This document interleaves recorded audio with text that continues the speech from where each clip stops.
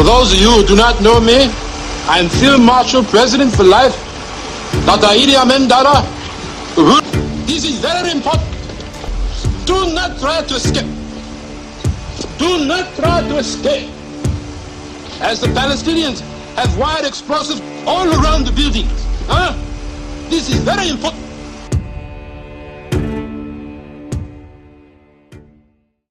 What if a country sent its military 4,000 kilometers away into another nation's territory without permission to rescue its people? No warning, no negotiation, just force.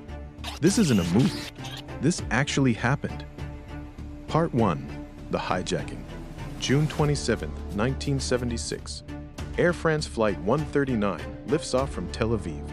Destination Paris. A routine flight. But in Athens, everything changes. 4 passengers board. They're not tourists. Mid-air, they stand up, weapons out. The plane is hijacked. Passengers frozen, crew forced to comply. The aircraft is diverted, not to Europe, but deep into Africa. The plane lands at Entebbe Airport in Uganda. Part 2. Why Uganda? This was no longer just a hijacking. It's political.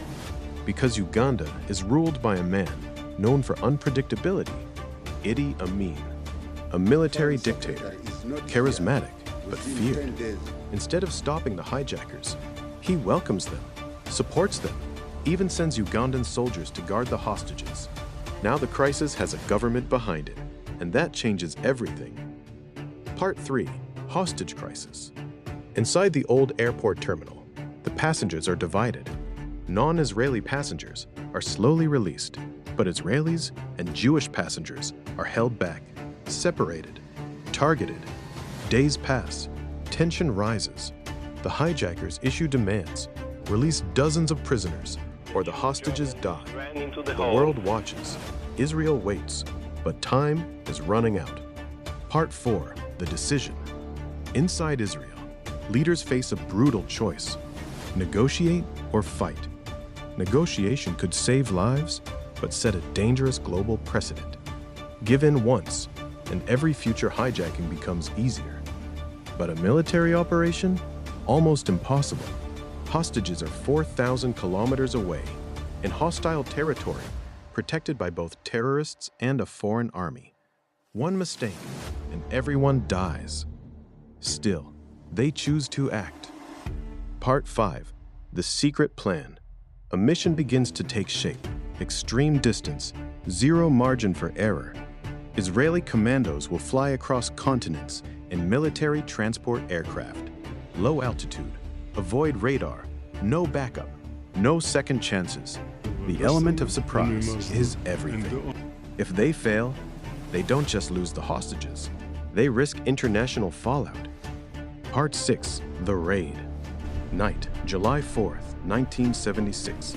Israeli aircraft lands silently at Entebbe.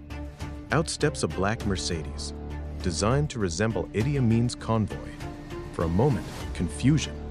Then, commandos storm the terminal. Gunfire erupts. Seconds feel like minutes. Chaos. Hijackers are eliminated. Ugandan soldiers engage. Explosions echo across the runway. Inside, hostages are pulled out, rushed to safety. Outside, Israeli forces destroy Ugandan fighter jets to prevent pursuit. The entire operation lasts about 90 minutes. Over 100 hostages rescued. A mission once thought impossible, executed with precision. Part 7. The cost. But it wasn't perfect. One commander falls, Yonatan Netanyahu, shot during the operation. A leader, a brother, a symbol. Some hostages also lose their lives. Victory, but not without sacrifice. Part 8. Geopolitical impact. The world reacts. Shock, admiration, and concern. Because this mission crossed a line. Israel had entered another sovereign nation without permission. To some, it was heroism.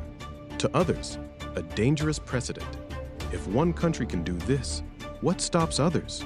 What happens when rules become optional? Operation Thunderbolt didn't just rescue hostages. It redefined what nations might be willing to do. to protect their own. So here's the question. Was this a rescue mission, or the moment the rules of global engagement quietly changed?